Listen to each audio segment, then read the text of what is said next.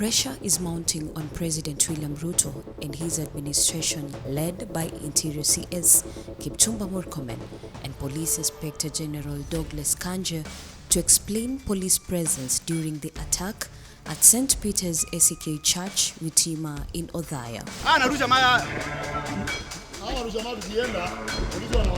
The opposition has launched a massive online campaign to hold the Ruto administration accountable for the attack, saying it was planned by the government.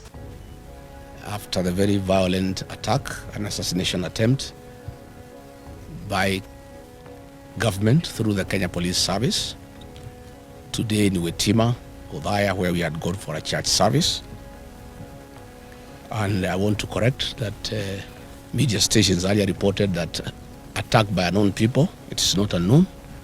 This attack was by the police, and we'll give you the details.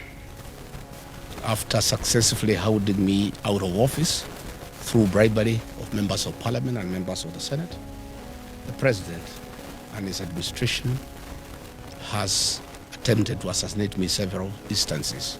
The government, on its part, through its bloggers and politicians, have been accusing Rigathi Gachagua and Cleophas Malala for allegedly staging the attack. Cleophas Malala, yani mumeamua kupeleka vipindi kwa kanisa? Haya ni maajabu sana. Kwanza nataka niombe msamaha, na nataka niombe kanisa letu la ACK msamaha kwa sababu ya hawa wajinga. Nataka niombe msamaha kubwa sana kwa hiyo kanisa ya Othaya ya ACK, kwa sababu mlipitia mambo amko mnatarajia. Mlifikiri mumealika waumini kanisani ama mumealika wageni kanisani. Hawa ni watu wa maajabu.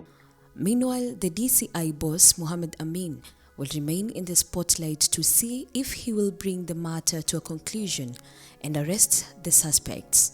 But questions linger on how police cars, ammunition and tear gas were accessible to the opposition. Where can we get access to tear gas? Is it sold in a supermarket or in Gikomba? Where do we get access to AK-47 assault rifles? Where do we get access to government land cruisers? Where do we get access to police uniform? We can't. And Kenyans are not foolish. The attack that saw children and women among worshippers injured has raised massive condemnation. What happened yesterday in Othaya is very shameful, honestly. It's unthinkable that young kids who woke up in the morning to go to Sunday school would be tear gassed in the manner in which they are tear gassed without cause. There is no crime they had committed. They were not in the wrong place. They were in the place they wanted to be in at that particular time. Poor old women running around, away from tear gas and harassment is very, very shameful. At around 11 a.m., the church service attended by former Deputy President Rigathi Gachagua and other leaders was violently disrupted. A place meant for worship turned into a scene of fear and chaos.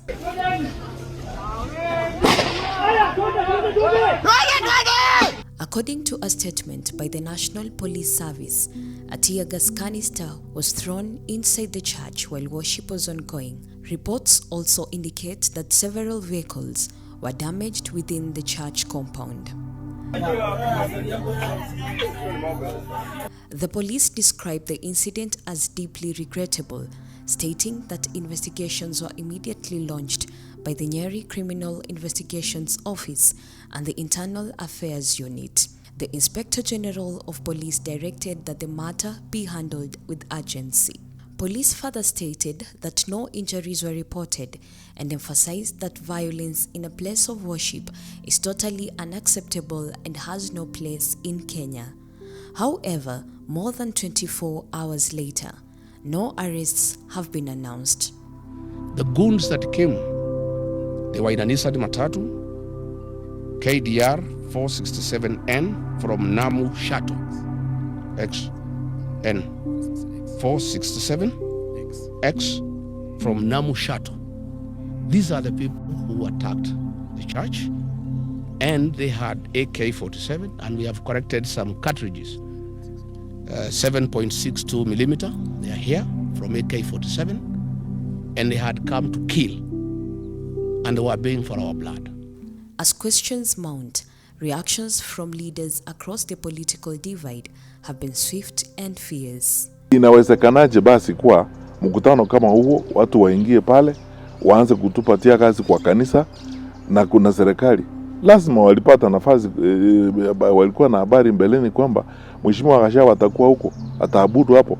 Jubilee Deputy Party Leader Dr. Fred Matiang'i expressed relief that Rigathi Gachagua was unharmed, but warned that the law cannot comply to the opposition alone, calling for equal accountability without fear or favor.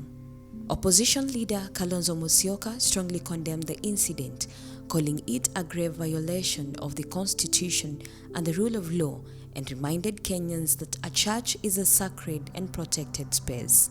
If anything happens to Rigathi Gachagua, William Ruto, you will not have a country.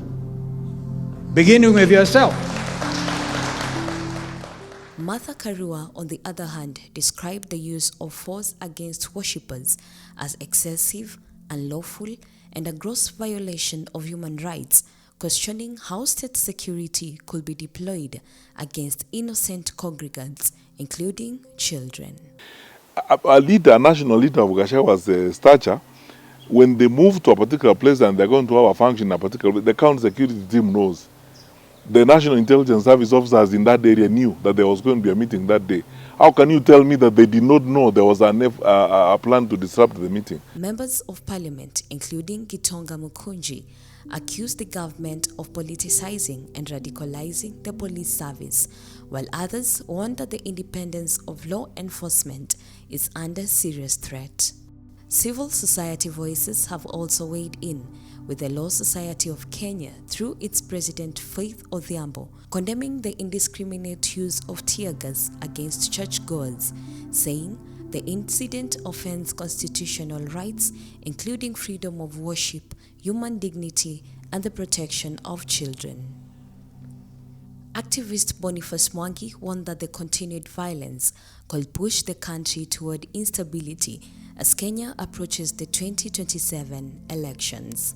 Interior Cabinet Secretary Kipchumba Murkomen stated that he had spoken to the Inspector General of Police and was assured that investigations are ongoing and that the perpetrators will be brought to justice without fear or favor. I've heard Murkomen saying that they are going to investigate. How can Murkomen investigate himself? Yet, despite these assurances, no suspect has been arrested, charged, or publicly identified. Murkomen cannot tell the people of Kenya that they are going to investigate anything. The police cannot investigate themselves. These police officers are known. As Kenyans wait for answers, questions remain unanswered. How does tear gas find its way into a church full of worshippers and no one is held responsible? And who gave the order? And until arrests are made, the events at Witima SCK Church will put the Ruto's government into a credibility test. Rehab Mora, Sauti TV.